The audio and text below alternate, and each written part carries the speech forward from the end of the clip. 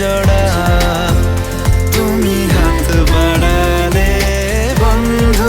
ওয়েদারটা এত সুন্দর ছিল, দেখতে এত ভালো লাগছিল যে আমি কিছু ভিডিও করে নিয়েছিলাম এখানকার। আমরা 5:30টার দিকে বেরিয়েছিলাম, মাঝে হঠাৎ বৃষ্টিও পড়েছিল ঝিরিঝিরি, কিন্তু তারপর কমে গিয়েছিল। ভোরবেলায় হাঁটতে যাওয়া তো শরীরের জন্য ভীষণই ভালো, কিন্তু ওঠাটাই তো চাপের ব্যাপার।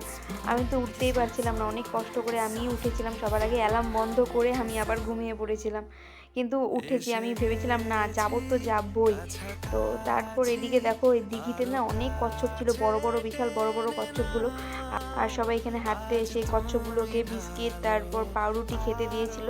আর দেখো সেগুলো কি সুন্দর খাচ্ছে। আর এই পুচকু কচ্ছপটাকে দেখো কি সুন্দর করে এই পাউরুটিটা খাচ্ছে, দেখতে দারুণ লাগছিল। তাই কিছুক্ষণ দাঁড়িয়ে এই কচ্ছপগুলোকে দেখছিলাম। ব্যাস আমাদের হাঁটা কমপ্লিট। তারপর চলে এলাম একটু চায়ের দোকানে।